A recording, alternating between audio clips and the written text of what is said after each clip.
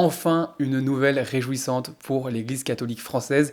Il y a eu à Pâques plus de 7000 adultes baptisés. C'est un record depuis de nombreuses années. Ça fait plaisir et on se devait de vous en parler. Bonjour à tous, bienvenue sur Amen, j'espère que vous allez bien. Je fais aujourd'hui un format très spontané, pas écrit, simplement pour réagir à ce chiffre que vous avez certainement vu passer, la hausse des baptêmes en France cette année. Ça fait plaisir, on se réjouit. C'est pour ça que je voulais vous en parler très rapidement, puis pour donner quelques pistes de réflexion que j'ai pu avoir sur essayer d'expliquer en fait à quoi c'est dû, quelles sont les raisons de ce retour à la foi des Français. Pour ceux qui ne les auraient pas en tête ou qui ne les ont pas vus passer, je vous donne les chiffres. On a eu plus de 12 000 nouveaux baptisés dans la nuit de Pâques. Donc ce chiffre, ça comprend à la fois les adolescents et les adultes. Il y a eu 7135 adultes, c'est une hausse de 31% par rapport à 2023, ce qui est vraiment significatif. Et on a eu plus de 5000 adolescents aussi qui ont été baptisés. Et ce qui est intéressant, c'est que même chez les adultes, la part des 18-25 ans est particulièrement élevée. Et ça nous fait plaisir chez Amen, parce que vous savez que c'est notre tranche d'âge, c'est la tranche d'âge de toute l'équipe, c'est aussi la tranche d'âge qui nous suit le plus sur les réseaux sociaux. Donc on est particulièrement touché, évidemment, par ce chiffre. Un autre chiffre intéressant, c'est que la plupart des baptisés sont des femmes, je crois que c'est 60%. Alors ça, j'avoue que j'ai pas trop d'explications sur ce chiffre. Mesdemoiselles, bienvenue dans l'église. Dites-nous pourquoi vous êtes venues. On veut savoir comment ça se fait que vous êtes aussi nombreuses. Et puis le dernier chiffre qui m'a marqué, c'est celui de la répartition géographique, puisqu'on a un vrai dynamisme au sein des zones rurales. C'est à peu près un tiers des baptisés de la nuit de Pâques qui venaient de zones rurales. Et ça, c'est une vraie bonne nouvelle pour l'Église catholique, puisqu'on associe souvent l'Église rurale à une Église vieillotte, dépassée, poussiéreuse et quasi morte. Et voilà, aujourd'hui, ce sont les diocèses ruraux où il y a eu les plus, où les chiffres ont les plus augmenté. Ces chiffres sont donc vraiment réjouissants, ça fait plaisir. On respire un peu dans l'Église après toutes les nouvelles terribles qu'on a pu avoir au cours des derniers mois, au cours des dernières années. Voilà, on respire un peu. Alors pourquoi ces chiffres? Pourquoi cette augmentation? Les Français sont-ils en train de revenir à la foi? Alors beaucoup essaient d'expliquer ça par le Covid. J'espère que ce n'est pas que ça. Que ce ne sont pas que des gens qui devaient être baptisés et qui se sont retrouvés confinés et donc qui l'ont fait plus tard. Non, je crois que c'est quelque chose de plus profond. Le Covid, ça peut être un argument dans le sens où les gens pendant le Covid se sont vraiment questionnés. Je pense que le fait d'avoir été chez eux pendant plusieurs mois à ne rien faire, ça a créé chez beaucoup une forte introspection et peut-être beaucoup de questionnements. Et d'ailleurs, on voit qu'il y a eu énormément de dépression, etc. Mais je pense que c'est aussi lié à des remises en question et des questionnements profonds sur le sens de la vie. Et c'est parfait pour introduire notre premier argument, qui est vraiment celui du sens. Je crois qu'il y a dans la société aujourd'hui une vraie quête de sens. Peut-être parce que les gens aussi aujourd'hui n'ont pas grandi avec la foi, n'ont pas grandi avec des valeurs chrétiennes. On est arrivé un peu au bout du processus de déchristianisation de la France. Alors c'est peut-être un peu pessimiste de le dire comme ça, mais je l'avais déjà dit dans certaines vidéos, mais il y a quelques années, tout le monde avait un parent au moins qui allait à l'église. Enfin, si on revient il y a 50 ans par exemple, enfin, les gens étaient en tout cas éduqués dans la foi, et aujourd'hui c'est beaucoup moins le cas, et on arrive avec vraiment des générations qui n'ont pas connu ça, qui sont déchristianisées, qui ne sont pas allées au catéchisme, qui ne vont pas à l'école privée, qui ne connaissent pas Jésus tout simplement, et qui du coup, leur rapport à la foi se construit vraiment sur l'expérience. C'est pas la tradition, c'est l'expérience. Ils ne se construisent pas dans un certain rejet, comme par exemple leurs grands-parents 68 arts, mais ils se construisent vraiment de ce qu'ils voient, de ce qu'ils entendent. Et comme ils n'ont pas de culture chrétienne, et ben, ils se questionnent. Et ça suscite des générations, enfin je parle notamment des jeunes, mais qui sont très curieuses de la foi, et sur des aspects qui, nous, en tant que croyants, vont nous paraître très naïfs, mais beaucoup sur l'interdit, le permis, l'interdit, des questions très rationnelles sur Dieu. Est-ce qu'on a le droit de faire? Est-ce que ça c'est bien? Est-ce que ça c'est mauvais? J'ai fait ça, est-ce que c'est un péché? Ça, on le voit énormément sur les réseaux sociaux, des gens qui questionnent les prêtres. Je pense aussi que c'est pour ça que la figure de prêtre aujourd'hui revient très forte, notamment sur les réseaux sociaux, parce que les gens ont besoin de repères, et en fait, ils n'ont pas grandi du tout dans ces valeurs-là, mais ils y trouvent quelque chose, ils y trouvent un idéal. Et il y a dans cet idéal une radicalité que les gens ne retrouveront nulle part ailleurs, une exigence qui est propre à la foi.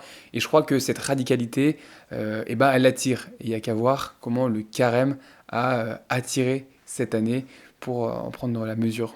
En tout cas, la foi vient combler un besoin de l'homme. Et je crois que voilà, on a une nouvelle génération en tout cas qui arrive dans l'Église. Et ça explique aussi peut-être la diversité de profils qu'on a, qu'on a aujourd'hui, enfin qui arrivent aujourd'hui. C'est vraiment des gens de milieux très variés et ça fait vraiment plaisir de voir cette richesse, ça fait plaisir de voir que l'Église traverse les milieux sociaux, que le Christ touche tout le monde. Le deuxième argument qu'on peut donner, au-delà d'une recherche profonde spirituelle, c'est aussi une recherche d'enracinement dans l'identité française. Je crois qu'il y a un vrai retour du discours identitaire aujourd'hui. Alors identitaire, ça peut être connoté très négativement, mais là dans le sens attachement aux racines historiques et culturelles de la France.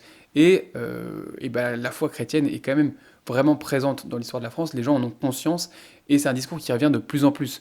C'est un discours qui revient d'autant plus fort que je pense qu'il a été réfréné pendant de nombreuses années. On a été un peu biberonné par les médias bien à gauche, bien progressistes.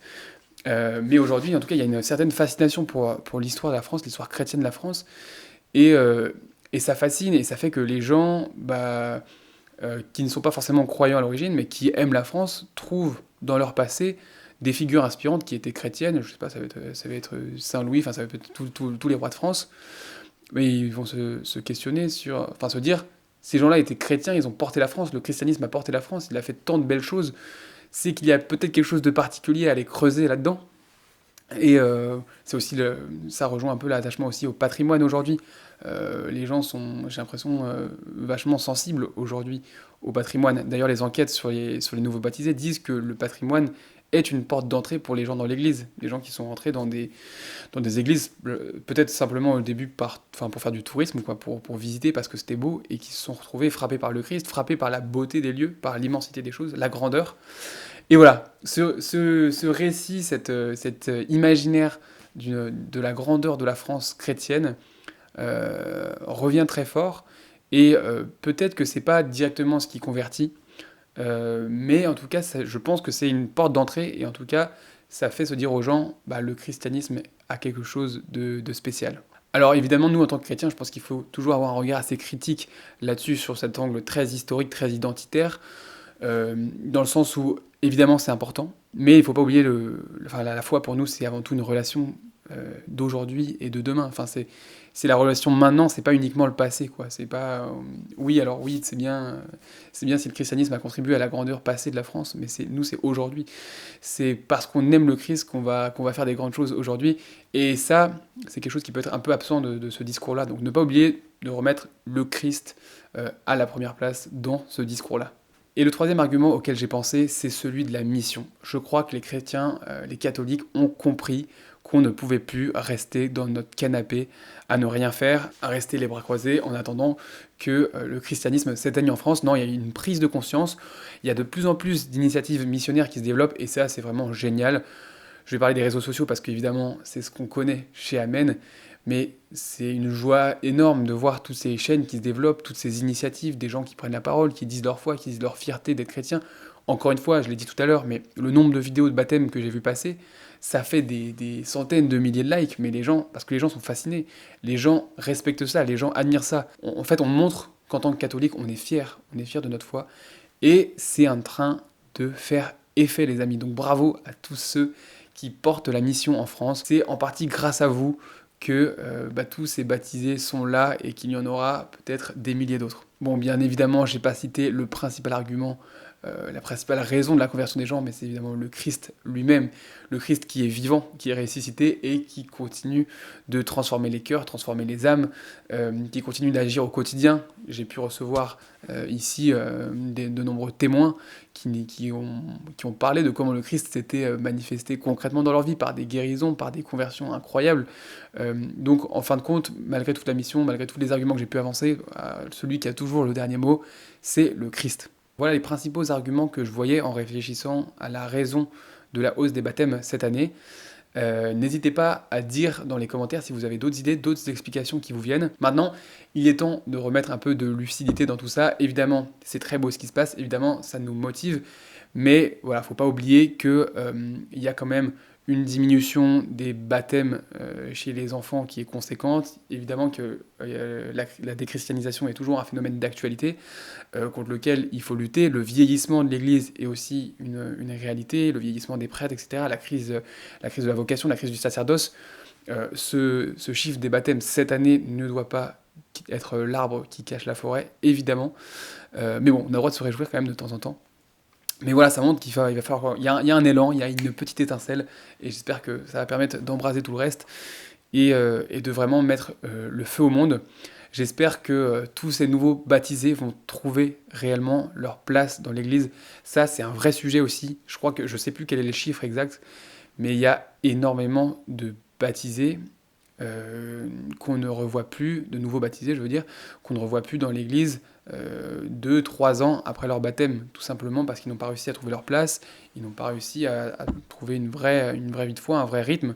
Et c'est à nous, membres de l'Église, de les accueillir et de faire en sorte qu'ils trouvent leur place. Et ça, c'est fondamental, parce que c'est bien de ramener du monde, mais faut les garder avec nous. En tout cas, moi, ça m'a fait plaisir de voir tous ces baptisés. J'avoue que ça m'a donné le sourire, de voir aussi toutes ces images de baptême, tous ces jeunes qui rayonnent de la joie de Christ, qui ont le feu. Bah, je trouve que c'est motivant. Et puis en plus, souvent, c'est des gens qui ont un témoignage très fort à donner. Donc voilà, ça donne de l'espérance et on va tout faire pour qu'il y en ait plus chaque année. J'espère que la vidéo vous a plu. Je vous dis à très bientôt sur Amen et que la paix soit avec vous.